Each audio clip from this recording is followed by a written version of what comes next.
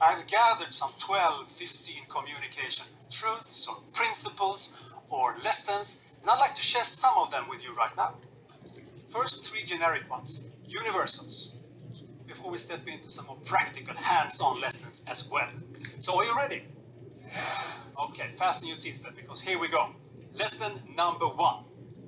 You cannot not communicate. Everything about you communicates. What you wear, what you eat, what you drive, what you say, what you do, everything. If you enter the office looking like that, or if you come to the school to pick up your kids looking like that, you might think that you are oh so busy, oh so cool, a top performer. But chances are that your colleagues or your kids will think, whatever is on that screen is more important than me. And I don't know about you, but I've been that person.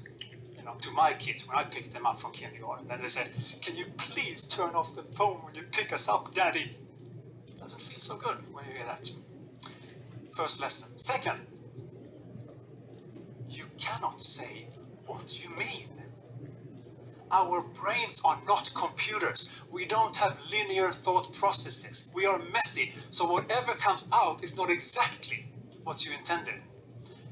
And it gets worse, because every one of you have your own interpretation of what I've just been saying, and that goes for you as well. Everyone. And depending on your own filters, you will have different memories of what I've been saying afterwards. Take that with you as well. And let's go to lesson number 3. You have a power. You can make people feel the way you want them to feel.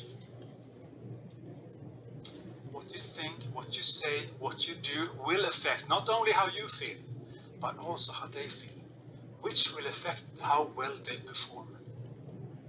So be careful what thoughts, words and actions you cultivate, because they will make an impact. If you praise me, I'll get happy. If you cry, I'll get sad. If you show me 51 boring corporate PowerPoint slides, I'll get sleepy.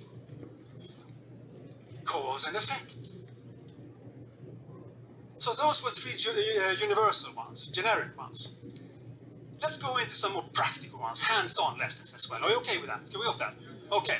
So now we have to look at, what do I mean with practical ones? Well, where do you really exercise your leadership on a day-to-day basis? If you're a manager in an office environment, you spend at least half of your time in meetings. Am I right? Monday meetings, status meetings, project meetings, management team meetings, kickoff rallies, conferences, customer meetings, all the time. So let's put the next 3 lessons in a meeting context.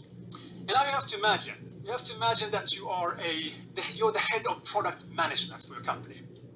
And you just got an email from the VP of sales, and she apologizes and says, really sorry, I'm double booked. In 1 hour, a new potential client will come to the office. 5 people.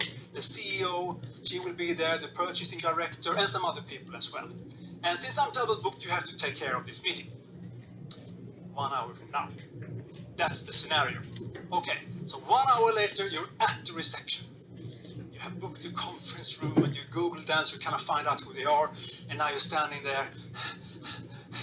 Your heart is pumping, your hands are a bit sweaty. They are running late, which is good for you because they can control your breathing here. And then the entrance doors opens. 5 people steps in. It's them. They see you. And unconsciously, when they walk toward you at that moment, they will form an opinion of you. Whether or not they like you, whether or not they perceive you as a threat. Let's do an exercise. Very soon here